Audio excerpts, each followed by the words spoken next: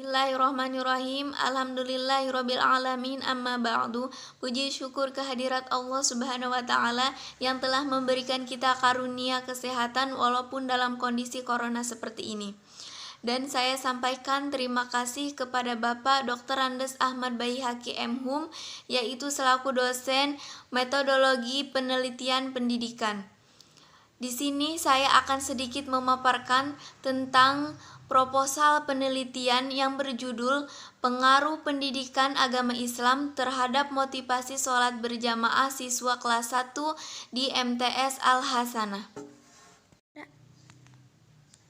Selanjutnya yaitu latar belakang masalah.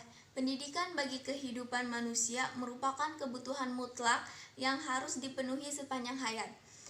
Tanpa pendidikan mustahil manusia dapat hidup dan berkembang sejalan dengan aspirasi atau cita-cita yang ingin dituju.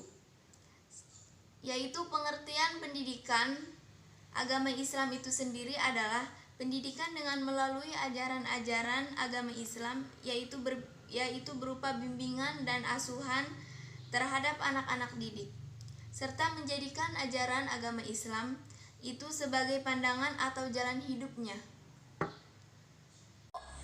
Di tengah keberadaannya dengan mata pelajaran umum, terdapat mata pelajaran agama Islam kurang mendapatkan tempat di hati para siswa. Banyak siswa cenderung menganggap pelajaran agama Islam adalah bentuk pelajaran biasa yang mengutamakan konsep-konsep teori saja, sehingga mereka lebih memburu nilai dari gurunya daripada menghayati dan mengamalkan kandungan nilai yang terdapat dalam pelajaran ini. Maka selayaknya jika di era pembelajaran sekarang ini muatan-muatan yang menjadi pokok mata pelajaran ini harus benar-benar ditanamkan sekaligus diimplementasikan dengan praktek keseharian. Seperti tadi, praktek sholat atau sholat berjamaah yang sering dilaksanakan oleh para siswa dengan guru-gurunya. Dari berbagai uraian dan latar belakang di ataslah yang menggerakkan hati penulis untuk membuat penelitian yang berjudul Pengaruh Pendidikan Agama Islam terhadap Motivasi Sholat Berjamaah Siswa Kelas 1 di MTS Al-Hasanah. Adalah rumusan masalah. Sebagaimana tadi telah diuraikan dalam latar belakang di atas, penulis dapat mengidentifikasi masalah-masalah yang menjadi objek penelitian, yaitu sebagai berikut. Yang pertama, bagaimanakah pelaksanaan PAI di MTS Al-Hasanah? Yang kedua, bagaimana motivasi sholat berjamaah siswa kelas 1 MTS Al-Hasanah? Yang ketiga, bagaimana pengaruh PAI terhadap motivasi sholat berjamaah pada siswa kelas 1 di MTS Al-Hasanah? Adapun metodologi penelitian, yaitu pendekatan yang digunakan dalam penelitian ini adalah penelitian kuantitatif. Penelitian kuantitatif adalah penelitian ilmiah yang sistematis terhadap bagian-bagian dan fenomena serta hubungan-hubungannya. Metode yang digunakan dalam penelitian ini adalah metode eksperimental yang bertujuan untuk mengetahui ada tidaknya pengaruh pendidikan agama Islam terhadap motivasi sholat berjamaah pada siswa kelas 1 MTS Al-Hasanah.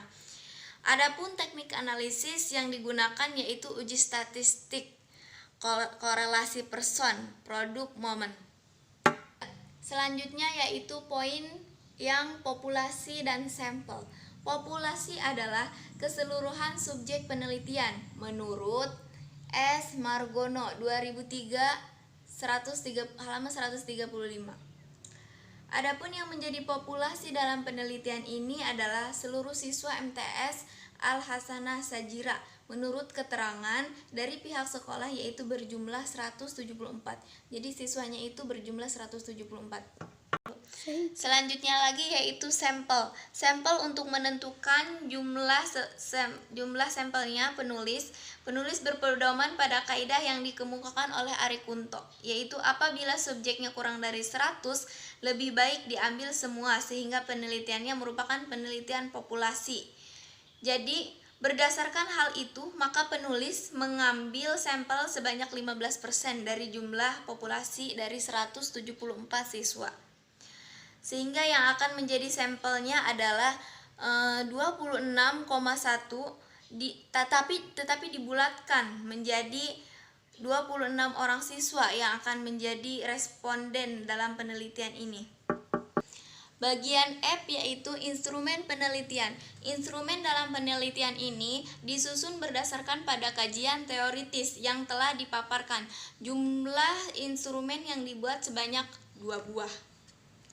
Sesuai dengan jumlah variabel dan penelitiannya, yaitu yang pertama adalah instrumen untuk mengukur pembelajaran akidah akhlak atau variabel X. Yang kedua, instrumen untuk mengukur perilaku peserta didik atau variabel Y. 1, 2, 3. Bagian terakhir yaitu poin G, hipotesis penelitian. Menurut Arie Kunto, hipotesis dapat diartikan sebagai suatu jawaban yang bersifat sementara terhadap permasalahan penelitian sampai terbukti melalui data yang terkumpul. Oleh sebab itu, Arie Kunto menegaskan bahwa ada 2 macam hipotesis, yaitu hipotesis kerja yang disebut hipotesis alternatif dan hipotesis nol yang disebut hipotesis statistik.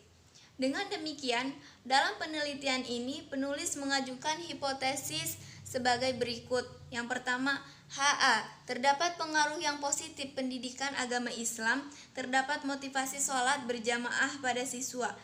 Yang selanjutnya itu HO, tidak terdapat pengaruh yang positif antara pendidikan agama Islam terhadap motivasi sholat berjamaah pada siswa.